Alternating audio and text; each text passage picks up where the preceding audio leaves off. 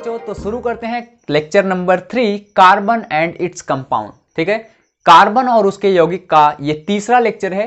2 lecture में मैंने आपको कार्बन क्या होता है उसके बारे में बताया, कार्बन कैसे कोवैलेंट बॉन्ड फॉर्म करता है उसके बारे में बताया।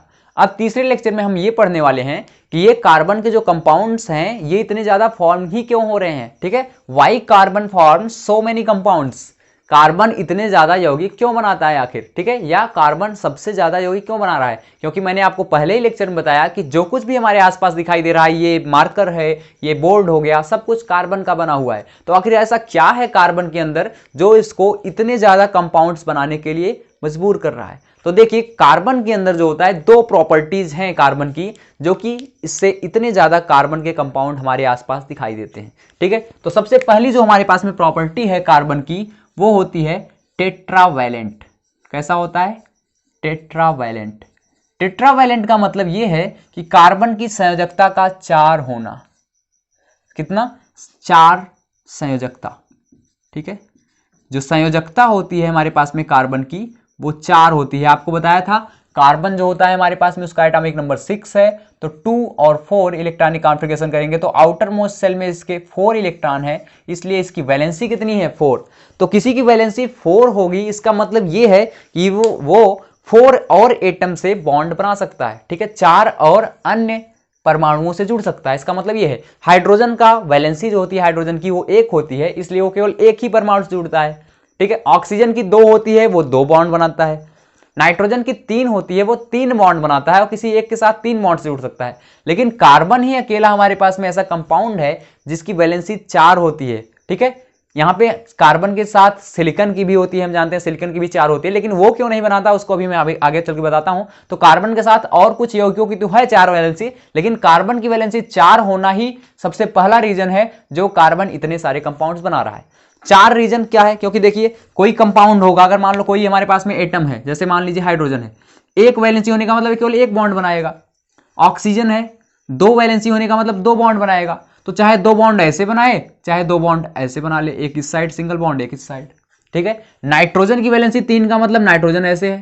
ठीक है, चाहे 3 बॉन्ड एक ही साइड बनाए जैसे हमने N2 में देखा, या हो सकता है कि नाइट्रोजन 2 बॉन्ड एक साइड बनाए, 1 बॉन्ड एक साइड बनाए, या हो सकता है कि तीनों सिंगल बॉन्ड्स को अलग अलग तरीके से बनाए ऐसे। ठीक है, ये हो गया। तो ये मैं कंडीशंस आपको बता रहा हूं। किसी की वैलेंसी 1 है तो देखिए सिंगल बॉन्ड एक ही तरीके से बन सकता है, 2 है किसी की वैलेंसी तो 2 तरीके से बन सकता है, 3 है तो 3 तरीके से। अब 4 है तो क्या हो जाएगा? क्या कार्बन चारों बॉन्ड एक साइड से बना लेगा? ये तो नहीं बताया था, ऐसा तो नहीं होता। कार्बन या तो 2 बॉन्ड इधर करेगा, 2 बॉन्ड इधर, ऐसा हो सकता है। या हो सकता है कि कार्बन का 3 बॉन्ड एक साइड हो, 1 बॉन्ड एक साइड हो, ऐसा हो सकता है। या हो सकता है कि कार्बन चारों बॉन्ड को अलग अलग साइड बनाए। तो इस तरीके से इसकी वैलेंसी 4 होने से ये 4 और परमाणुओं के साथ जुड़ सकता है, जो कि किसी के पास ऐसी क्षमता नहीं है। नाइट्रोजन मैक्सिमम 3 से जुड़ सकता है। ठीक है, मैक्सिमम हाईएस्ट इसका 3 से ज्यादा नहीं जुड़ सकता। ऑक्सीजन तो है 2 से जुड़ सकता है, हाइड्रोजन 1 से जुड़ सकता है, यानी जितनी जिसकी वैलेंसी होती है वो उतने ही एटम से जुड़ सकता है। तो सबसे ज्यादा वैलेंसी हमारे पास कार्बन की है। हालांकि यहाँ पे सिलिकॉन की भी है, जर्मेनियम की भी है, आप देखेंगे, लेकिन इन सब की वैलेंसी 4 होने के बाद भी ये क्या होते हैं, ये इतने ज्यादा कंपाउंड नहीं बनाते। उसका रीजन मैं भी थोड़ी देर में बता रहा हूं आपको। तो देखिए, सबसे पहली बात क्या हो गई कि इसकी वैलेंसी का 4 होना, और 4 वैलेंसी के कारण ये फायदा हो जाता है कि ये 4 अलग अलग एटम से बॉन्ड बना सकता है, 4 अलग अलग। ठीक है, सेम से भी बना सकता है। लेकिन दूसरा रीजन क्या है? दूसरा रीजन इसका ये है कि जिसको हम बोलते हैं कैटेनेशन। कैटेनेशन को बोलते हैं हम श्रृंखलन। क्या बोलते हैं? श्रृंखलन। तो श्रृंखलन क्या होता है? कार्बन की ये एक ऐसी क्षमता है जिसके कारण ये अपने ही कार्बन के एटम के साथ कंबाइन हो सकता है। ठीक है, कार्बन की वह क्षमता जिसके द्वारा कार्बन के ही एटम खुद कार्बन से जुड़ सकते हैं, उसको हम बोलते हैं कैटेनेशन या श्रृंखलन। यानी कार्बन के अंदर श्रृंखला, एक चेन बनाने की प्रवृत्ति बहुत ही ज्यादा होती है, यानी ये बड़ी तेजी से चेन में जुड़ते हैं ऐसे। ठीक है, ये सी सी सी जुड़ते चले गए अपना खुद से, और कितनी लंबी चेन होगी वो कार्बन भी नहीं बता सकता। ठीक है, यानी बहुत लंबी चेन होती है इसकी।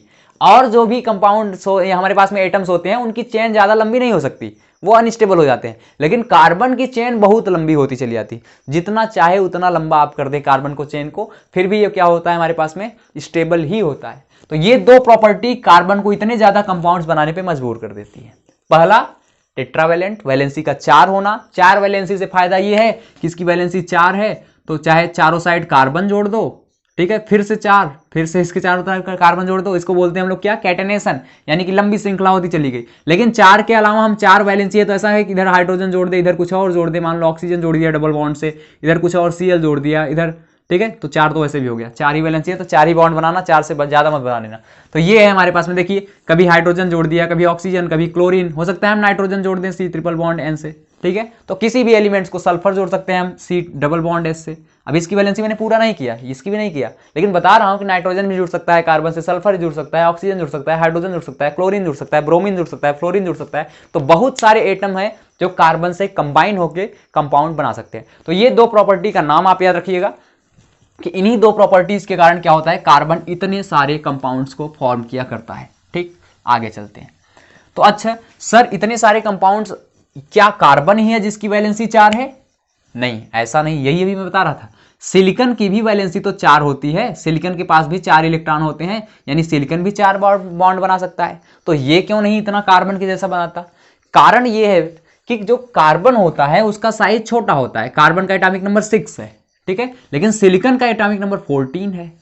आप देखेंगे इसका इलेक्ट्रॉनिक विन्यास करेंगे तो 2, 8 और 4, सिलिकॉन में भी बाहरी कोष में 4 इलेक्ट्रॉन, कार्बन का करेंगे तो 2 और 4, इसके भी बाहरी कोष में। लेकिन इसमें देखो सेल का नंबर कितना है, Kl, यानी कार्बन ये है तो इसका 1, 2, ये छोटा है।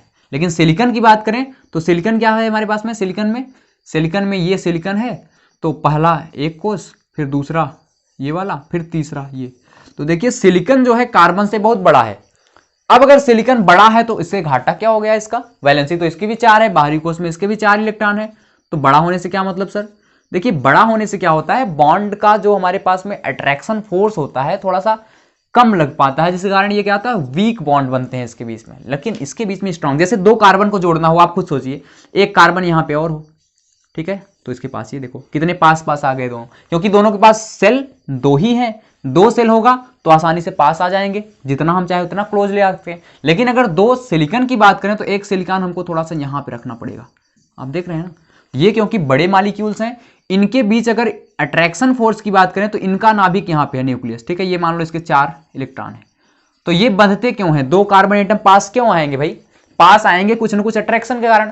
तो इसका जब हमारे पास मान लीजिए यहाँ पे एक इलेक्ट्रॉन, इसका यहाँ, इसका यहाँ, इसका यहाँ, ऐसे 4 बना देते हैं सब में। तो जब ऐसा है तो इसका न्यूक्लियस प्लस चार्ज होगा, इसके इलेक्ट्रॉन को खींचेगा, इसका न्यूक्लियस इसके इलेक्ट्रॉन खींचेगा। तो इसके बीच में डिस्टेंस आप देखेंगे कि छोटा होने के कारण ये पास पास आ सकते हैं, ठीक है। तो इसके कारण इसमें अट्रैक्शन ज्यादा होता है और जो बॉन्ड बनता है वो स्ट्रांग बनता है, ठीक है, प्रबल यानी मजबूत बंध बनता है इनके बीच में। लेकिन ये क्या होता है कि इसका न्यूक्लियस यहाँ, पता लगा इसका इलेक्ट्रॉन यहाँ है, ठीक है, ज्यादा दूर है, इसका न्यूक्लियस यहाँ, तो पता लगा इसका इलेक्ट्रॉन यहाँ है। तो ये इतने दूर, ठीक है, बड़े साइज होने के कारण इनके बॉन्ड जो बनते हैं बहुत दूरी से बनते हैं, यानी अट्रैक्शन बहुत दूर से होता है। और आप जानते हैं फिजिक्स में पढ़े हुए हैं कि जो अट्रैक्शन होता है, जितना पास रहेगा कोई भी चार्ज उतना ज्यादा होता है। अट्रैक्शन फोर्स जो होता है, जितना पास रहेंगे उतने ज्यादा अट्रैक्शन फोर्स होगा, और जितनी दूर जाते जाएंगे अट्रैक्शन फोर्स कमजोर होता जाएगा। और जब फोर्स ही कमजोर हो जाएगा तो इनके बीच जो बॉन्ड बनने वाला है वो बॉन्ड कमजोर हो जाएगा, और बॉन्ड कमजोर होगा यानी थोड़ा सा हमने हीट दिया तो टूट जाएंगे, तो अनस्टेबल हो जाएंगे। तो जो सिलिकॉन के कंपाउंड होते हैं वो कैसे होते हैं, वीक फोर्स होता है इनके बीच में, वीक अट्रैक्शन होता है। वीक अट्रैक्शन क्यों होता है उसका कारण मैंने बताया।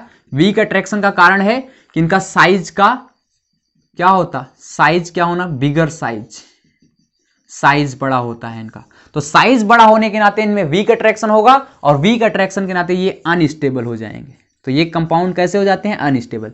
तो कार्बन के अलावा जिसकी भी वैलेंसी 4 होती है वो साइज में बड़े होते हैं कार्बन से, इसलिए क्या होता है इनके बीच में अट्रैक्शन फोर्स कम लगेगा और ये अनस्टेबल हो जाएंगे। इसीलिए कार्बन को छोड़ के और कोई भी जो कंपाउंड होते हैं वो इतने ज्यादा कंपाउंड नहीं बनाते। आई थिंक आपको एकदम अच्छे से क्लियर हो गया होगा कि सिलिकॉन या जर्मेनियम इतने सारे कंपाउंड्स क्यों नहीं बनाते। उनका साइज तो, और जर्मेनियम जाओगे और आगे चला जाओगे, ठीक है, और भी ज्यादा वो बड़ा हो।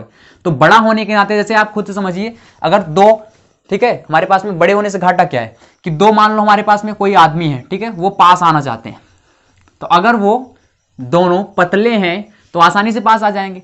पता लगा कि एक आदमी या दोनों आदमी बहुत मोटे हैं, मोटे होंगे तो क्या होंगे, मोटे होंगे तो उनका पेट आगे आ जाएगा, ठीक है। तो वो मिलने के लिए पहले से ही 1 फीट दूर पर खड़े हैं, ठीक है, एक यहाँ पे है दूसरा वहां से हाथ मिलाना चाहता है तो पहले हाथ से पहले उसका पेट आ जा रहा है, ठीक है, तो हाथ भी सही से नहीं मिला पाएगा, और जब हाथ सही से पकड़ नहीं पाएगा तो अट्रैक्शन कहाँ सही से होगा, और जो पतले होंगे जिनकी साइज कम होगी वो क्या होगा, उनमें अट्रैक्शन ज्यादा से ज्यादा होगा।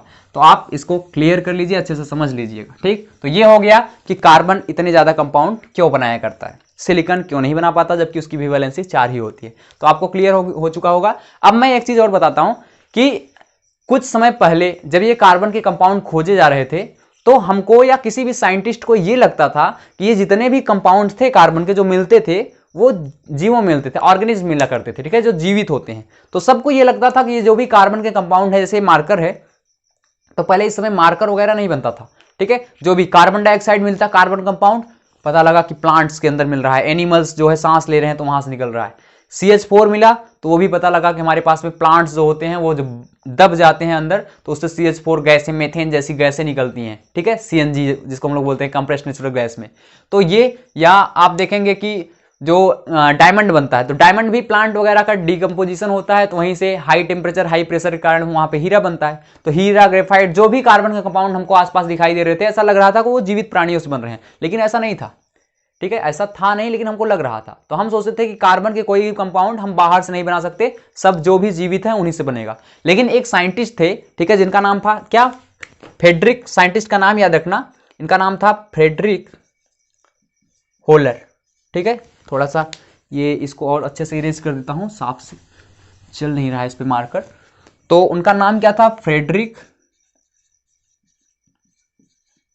होलर, ठीक है। इन्होंने बताया नहीं, ऐसा नहीं है, सब हम जीवित प्राणियों से ही ये कार्बन के कंपाउंड नहीं मिलते। इन्होंने क्या किया कि सबसे पहली बार क्या किया, लैब में एक इनऑर्गेनिक कंपाउंड से हमारे पास में कार्बन का कंपाउंड बनाया, ठीक है। जैसे इन्होंने अमोनियम साइनाइड लिया NH4CN और इससे लैब में बना दिया क्या, NH2CONH2, इसको बोलते हैं यूरिया।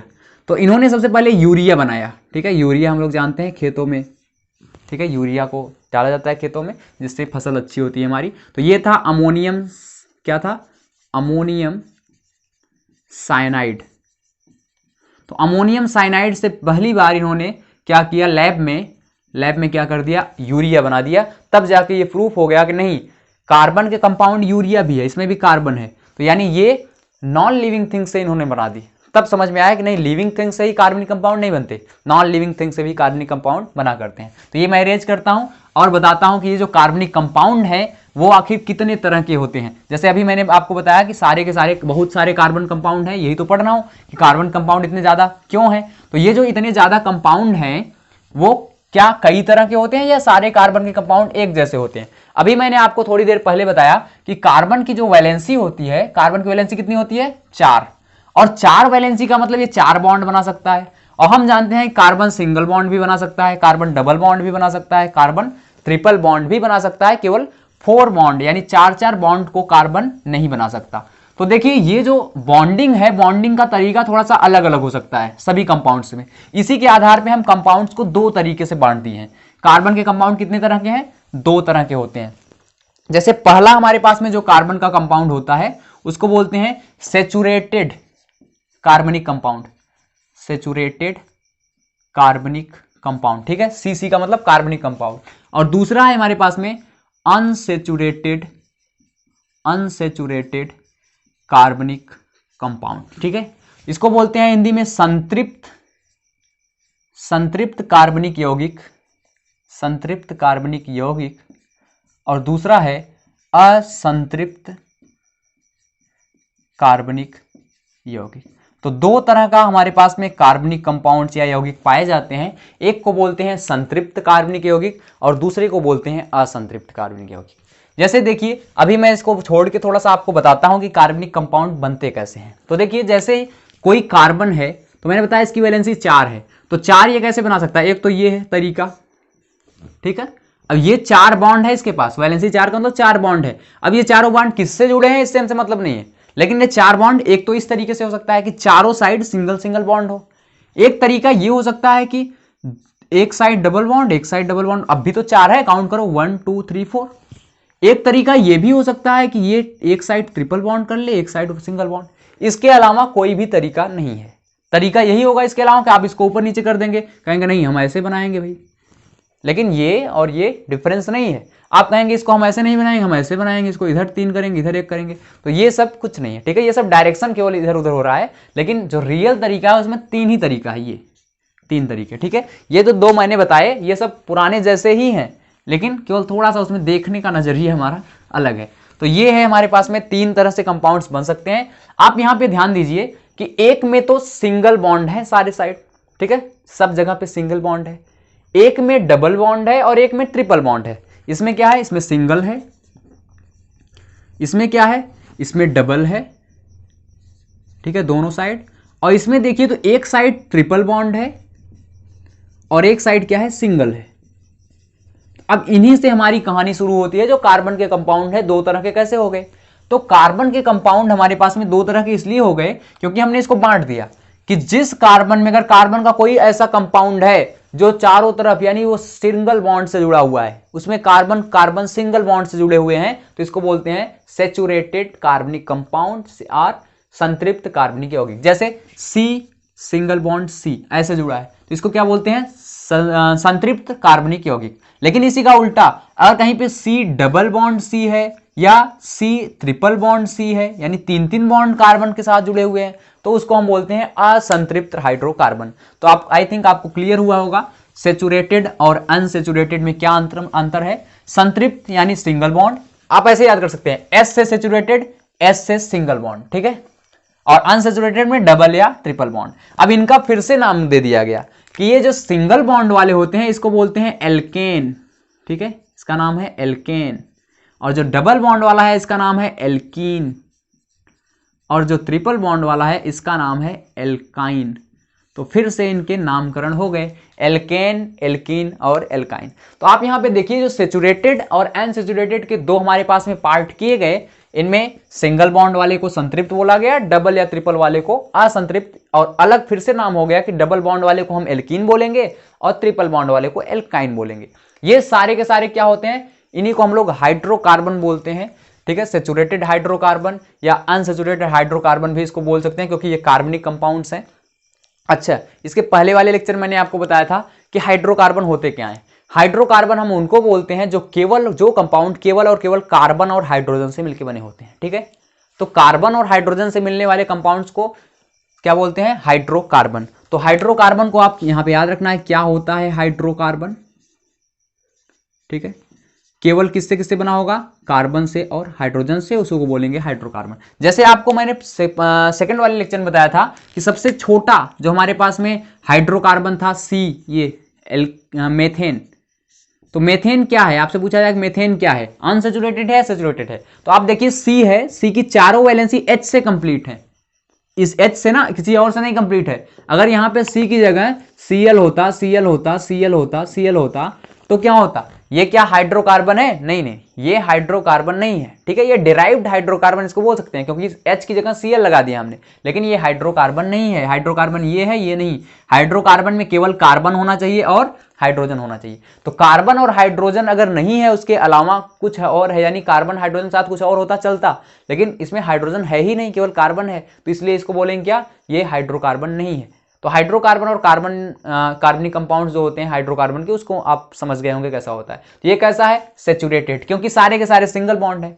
अब यहीं पे कोई ऐसे कह दे कि भाई C डबल बॉन्ड C है, एक H यहां जोड़ देता हूं, एक H यहां जोड़ देता हूं और एक H यहां, एक H यहां। अच्छा, ये H कैसे जोड़ रहे हैं, ये केवल वैलेंसी के हिसाब से जोड़ रहे हैं, जितनी वैलेंसी उतने H।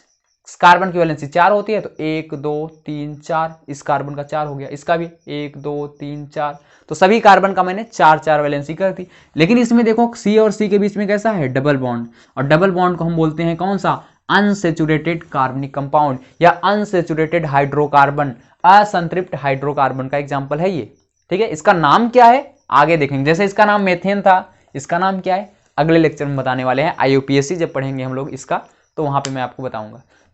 अभी केवल आप सीखते जाइए स्ट्रक्चर कैसे बन रहा है। तो ये 2 कार्बन का, कितने कार्बन का, 1 2, 2 कार्बन का क्या है, एल्कीन है, ध्यान देना, क्योंकि डबल बॉन्ड वाले क्या बोलते हैं, एल्कीन। तो आप यहां से चीजों को समझते रहिए, सीखते रहिए। थोड़ा सा और मैं आपको बताता हूं कि कैसे आप बनाते चले जाएंगे। देखिए अब यहाँ पे कोई लिमिटेशन नहीं है आपकी, जितनी मर्जी हो उतनी बड़ी श्रृंखला बनाइए। जैसे देखिए ये C ऐसे सिंगल बॉन्ड बना दिया, ठीक। तो जब तक सिंगल बॉन्ड तब तक ये कैसा है, अनसैचुरेटेड।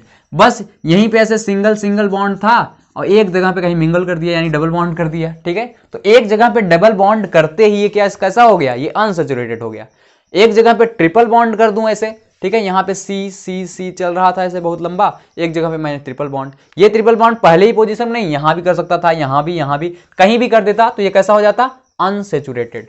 अनसैचुरेटेड में दो कंडीशन, डबल वाले को एल्कीन, ट्रिपल वाले को एल्काइन, ठीक है, ट्रिपल वाले को एल्काइन, डबल वाले को एल्कीन, सिंगल वाले को एल्केन। तो बस 3 तरह के हाइड्रोकार्बन हमारे पास में होते हैं। 11th में आप देखेंगे एक और होता है बेंजीन डेरिवेटिव, उसको हम 11th बताएंगे वहाँ। तो यहाँ पे आपके पास 3 ही है, तो इसको याद रखिएगा। अब देखिए, अच्छा क्या ये हमारे पास में हाइड्रोकार्बन बन गया? अभी कहाँ बना, अभी तो इसकी वैलेंसी ही नहीं पूरी हुई भाई। इस कार्बन की वैलेंसी देखिए आप कितनी है, 1, और कार्बन क्या एक बॉन्ड से जुड़ता है? नहीं। कार्बन कितने बॉन्ड से जुड़ता है? कार्बन तो भाई जुड़ता है 4 बॉन्ड से, 4 होती है वैलेंसी, तो एक तो पहले से इसके पास है, एक और बनाओ, 1 2 हो गया, 3 4। अब ये क्या करें, इसको क्या करें, ऐसे ही रहने? नहीं, इसको हाइड्रोजन से जोड़ दो, जो सिंगल बॉन्ड्स बनाए, ये हो गया।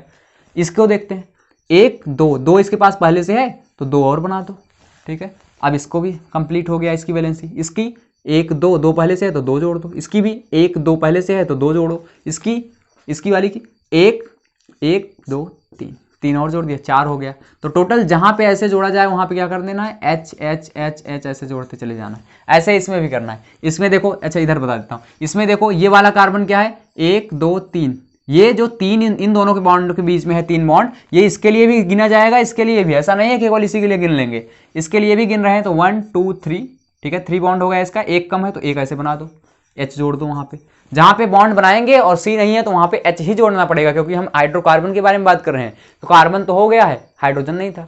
यहाँ पे इसकी बात करें तो 3 इधर हैं और एक इधर, 4 इसका तो कंप्लीट है, इसमें कुछ नहीं जोड़ना है। इसमें एक इधर 2 है तो 2 जोड़ दो, इसमें एक इधर तो 2 जोड़ दो, इसमें एक ही है तो 3 जोड़ दो, 1 2 3, और सब जगह क्या कर दें, हाइड्रोजन जोड़ दें।